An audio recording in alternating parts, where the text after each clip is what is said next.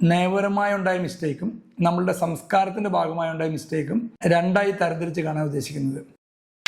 നമ്മൾ ആരും ശ്രദ്ധിക്കാതെ പോകുന്ന ഈ അപകടത്തിൻ്റെ പ്രധാന വില്ലനായ വാഹനം വളരെ അവ്യക്തമായി കാണാൻ കഴിയും. ഹലോ, നമസ്കാരം. ഐ ഡ്രൈവ് സേഫിൻ്റെ പുതിയൊരു വീഡിയോയിലേക്ക് സ്വാഗതം. ഇന്ന് മനോരമ ന്യൂസിൽ വന്ന ഒരു വാർത്തയാണ് ഈ വീഡിയോയുടെ ആധാരം. നമ്മൾക്ക് കേരളത്തിലുണ്ടാകുന്ന ഓരോ റോഡ് അപകടങ്ങളും അതിൻ്റെ കാരണങ്ങളും എന്താണെന്ന് പഠിക്കുവാൻ വേണ്ടി ഒരു സീരീസ് ഉണ്ടാക്കുന്നതിനെ പറ്റി ഞാൻ ആലോചിക്കുകയായിരുന്നു. അപ്പോൾ ഇത് അതിൻ്റെ ഭാഗമായി ചെയ്യുന്നൊരു വീഡിയോ ആണ്. ഇത് കൊല്ലം പുനലൂർ റൂട്ടിലുണ്ടായ ഒരു അപകടമാണ്. പ്രകാശം കാരണം ഈ വീഡിയോയിലുള്ള എല്ലാ വാഹനങ്ങളും നമുക്ക് കൃത്യമായി കാണാൻ കഴിയില്ല. ഈ വാഹനത്തിൻ്റെ അപകടത്തിൽ നയപരമായി ഉണ്ടായ മിസ്റ്റേക്കും നമ്മളുടെ സംസ്കാരത്തിൻ്റെ ഭാഗമായി ഉണ്ടായ മിസ്റ്റേക്കും ആണ് ഞാൻ രണ്ടായി തരംതിരിച്ച് കാണാൻ ഉദ്ദേശിക്കുന്നത്. മധ്യഭാഗത്ത് കാണുന്ന വര ഒരു ബ്രോക്കൺ ലൈനാണ്.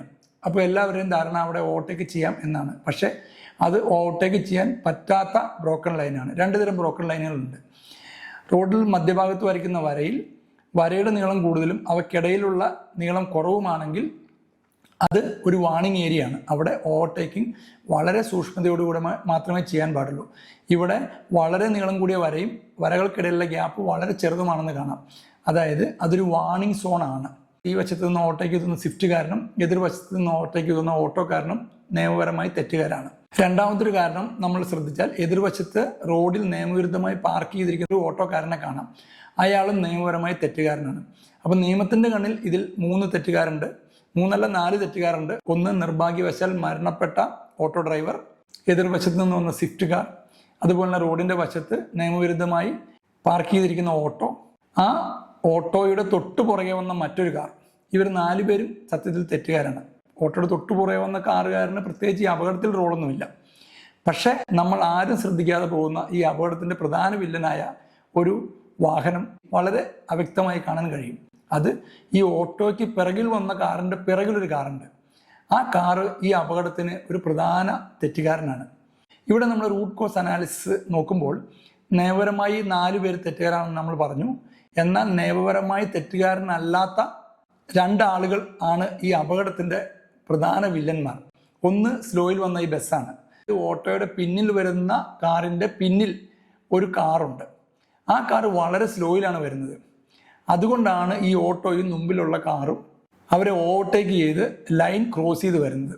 അപ്പോൾ ഇതിൽ ഒരു ധാർമ്മികമായ പ്രശ്നമുണ്ട്. ഇവിടെയാണ് നമ്മുടെ സംസ്കാരവും നമ്മളുടെ ബുദ്ധിശൂന്യതയും നമ്മളുടെ നാട്ടിലെ ശരികളും തെറ്റായി മാറുന്നത്. ഒരു സാമാന്യം വേഗതയിൽ പോകാവുന്ന ഒരു റൂട്ടിൽ എല്ലാ വാഹനങ്ങളും ഒരു മിനിമം വേഗത പാലിക്കേണ്ടതുണ്ട്. അതൊരു സംസ്കാരത്തിൻ്റെ ഭാഗമാണ്. നമ്മുടെ നാട്ടിൽ ഒരു രീതിയിലും ഒരു ക്വാളിറ്റിയുള്ള റോഡ് സംസ്കാരമില്ല. ഏതെങ്കിലും ഒരാൾ വാഹനം സ്ലോ ആക്കുകയോ നിർത്തുകയോ ചെയ്താൽ അതിന് ഒരു കാരണമുണ്ടെന്ന് മനസ്സിലാക്കാതെ വലതുവശത്തൂടെ ഇടതുവശത്തൂടെ എവിടെയാണ് ഗ്യാപ്പ് ഉള്ളത് അതിലൂടെ ആ വാഹനത്തിന് മറികടക്കുന്നത് ബുദ്ധിശൂന്യതയും സംസ്കാരമില്ലായ്മയുമാണ്. അതിന് നമ്മൾ റോഡ് സംസ്കാരം എന്ന് പറയും. അപ്പോൾ അത് രണ്ടും നമ്മുടെ നാട്ടിൽ സ്ഥിരമായി നടക്കുന്നതാണ്. അത് തെറ്റാണ്. നിയമപരമായി അയാളൊരു വില്ലനല്ല, പക്ഷേ സംസ്കാരപരമായി അയാളൊരു വില്ലനാണ്. ആര്?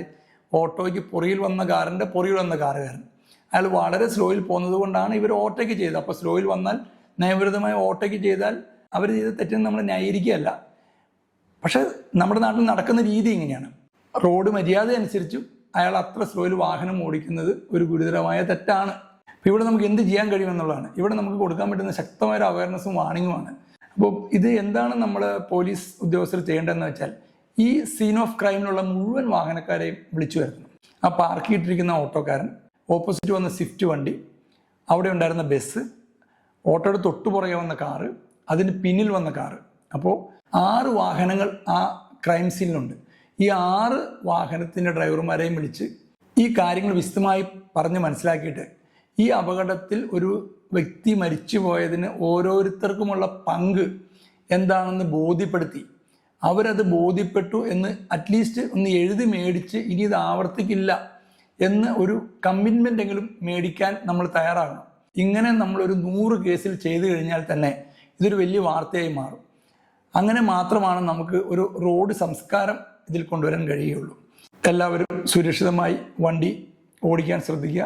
റോഡ് അപകടങ്ങൾ എങ്ങനെ ഒഴിവാക്കാം എന്നതിനെ പറ്റി അറിയാൻ ആഗ്രഹിക്കുന്ന ആളുകൾ ഈ ചാനൽ സബ്സ്ക്രൈബ് ചെയ്യുക. നന്ദി, നമസ്കാരം.